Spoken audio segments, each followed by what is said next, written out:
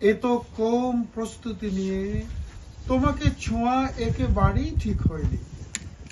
এখন ক্ষণে ক্ষণে উছলে উঠছে গ্লানি আর আত্মাহুতির নেশা। ভাবছি চিবুকে এই ২ সহস্র রাত্রি হয়তো ডুবে থাকতে পারতাম, ঠোঁটে এ নস্য পলকেশ্য জীবন সঁপে দিতে পারতাম। যত পৌরালৌকিক ও প্রণয়োন্মাদ দৃশ্য মাথায় ঘুরপাক খেয়েছে, অথচ কোথাও টুকে রাখিনি।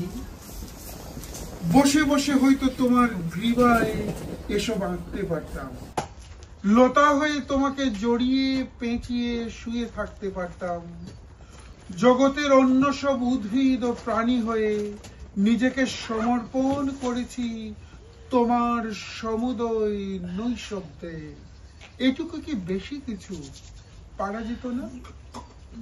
বিগল বাজবে দূরে, এক এক স্পর্শের পর আত্মার অন্ধকারে উজ্জ্বস পুঁজ ও পলেস্তরা ছাপিয়ে তোমার গলা জড়িয়ে কাঁদতে পারতাম, আবারও শূন্য হয়ে ওঠে অবধি। তোমার গলা জড়িয়ে কাঁদতে পারতাম, আবারও শূন্য হয়ে ওঠা অবধি। কি যে কম প্রস্তুতি নিয়ে তোমাকে ছুঁয়েছি, কি যে কম প্রস্তুতি নিয়ে তোমাকে ছুঁয়েছি। ক্ষণে ক্ষণে এবার উছলে উঠছে আত্মাহুতির নেশা।